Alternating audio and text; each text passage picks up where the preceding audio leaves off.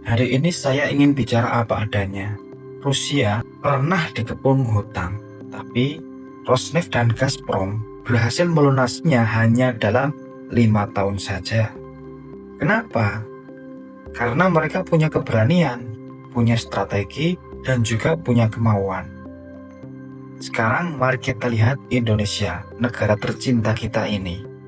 Utang kita bukan main-main, sangat brutal. Tapi hari ini utang Indonesia sudah menembus 9.000 triliun rupiah.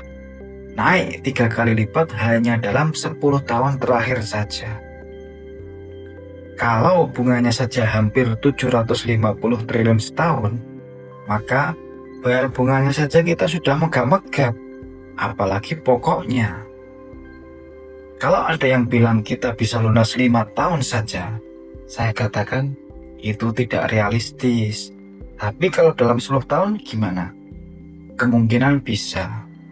Syaratnya satu, harus mulai dari sekarang. Kalau ditunda sampai 2029, sudah telat. Bonus demografi hilang, dan Indonesia kehilangan momentum menjadi bangsa besar. Sekarang saya tanya, apakah kita berani mulai sekarang? Caranya jelas, ada 4 instrumen utama: PLN, Pertamina, Main ID, dan Agrinas. Yang pertama, PLN.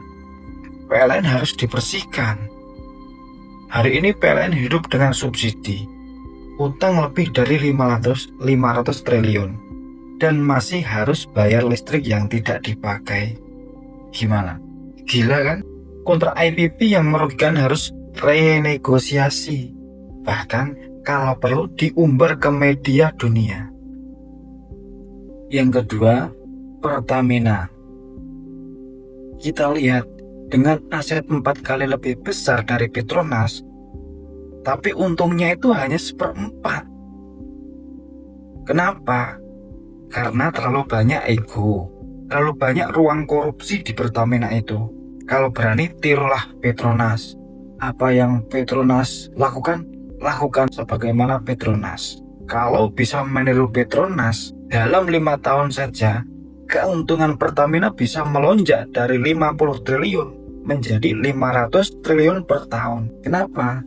Karena Petronas itu dalam 1 tahun bisa untung sampai 250 triliun. Padahal kalau dilihat asetnya Pertamina dan Petronas itu lebih besar Pertamina. Pertamina itu asetnya 4 kali lebih besar, sedangkan omsetnya, keuntungannya Petronas yang asetnya lebih kecil, keuntungannya bisa mengalahkan Pertamina.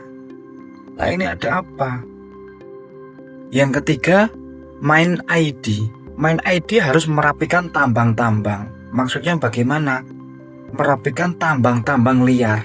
Kita tahu di Indonesia ini banyak sekali tambang-tambang liar berkeliaran.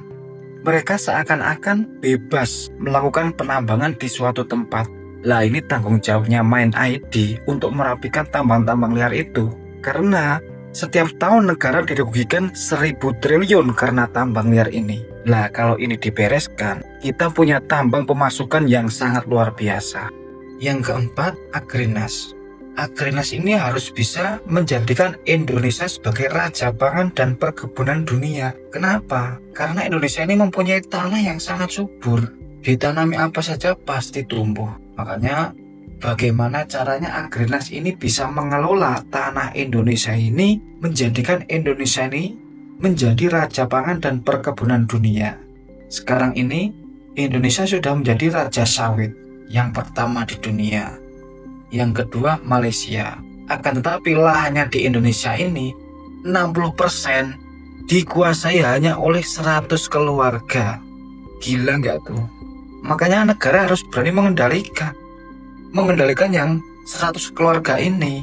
Jika sawit, perkebunan, pangan, semua digabung menjadi satu, maka akan menjadi kekuatan yang besar. Belum ditambah lagi listrik, minyak, tambang, dan agribisnis dikelola serius, maka Indonesia bisa dapat tambahan 500-800 triliun per tahun. Dan bunga utang bisa dinegosiasikan turun. Kok turun bagaimana? Bisa. Ketika angsurannya itu lebih banyak, otomatis bunganya itu bisa diturunkan. Makanya dalam waktu 10 tahun saja, utang kita bisa menyusut dari 9.000 triliun itu menjadi 2.000 atau 3.000 triliun. Dan mulai 2034, APBN kita bebas. Free cash negara bisa naik 10 kali lipat. Itulah jalan menuju Indonesia emas, sebagaimana yang dikatakan oleh Gibran. Sekarang saya tanya pada diri Anda masing-masing. Apakah kita rela jika kita terus menjadi bangsa yang hidup dari hutang? Atau kita akan berani berdiri tegak, memulai hari ini dan membebaskan negeri ini dari belenggu?